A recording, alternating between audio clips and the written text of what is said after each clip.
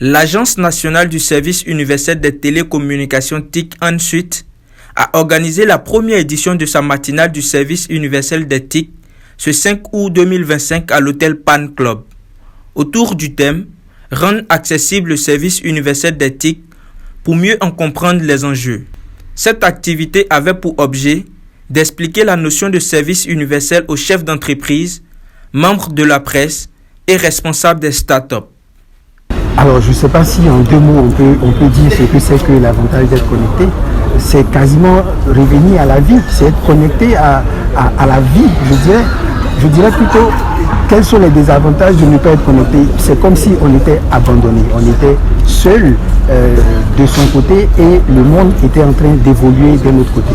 Donc notre mission, c'est de faire en sorte qu'il y ait un développement inclusif et que plus personne ne soit jamais abandonné par la technologie.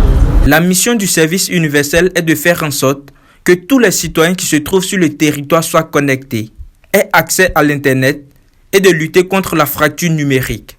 L'idée ici donc c'est d'apporter des services de base de télécommunication à toutes les populations sur l'ensemble du territoire national. Qu'elles soient en zone urbaine ou rurale, qu'elles soient en situation de handicap ou non, qu'elles soient en situation de précarité financière, matérielle et sociale ou non, l'idée c'est véritablement de leur porter le service universel, le service de télécommunication à toutes ces populations.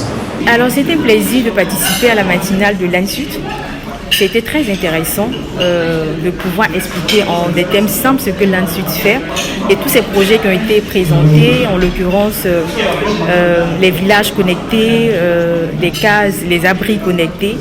À travers cette matinale, l'ANSUT se veut une tribune d'échange stratégique et ambitionne apporter ses services de base de télécommunication aux populations qui se trouvent dans des zones urbaines et rurales.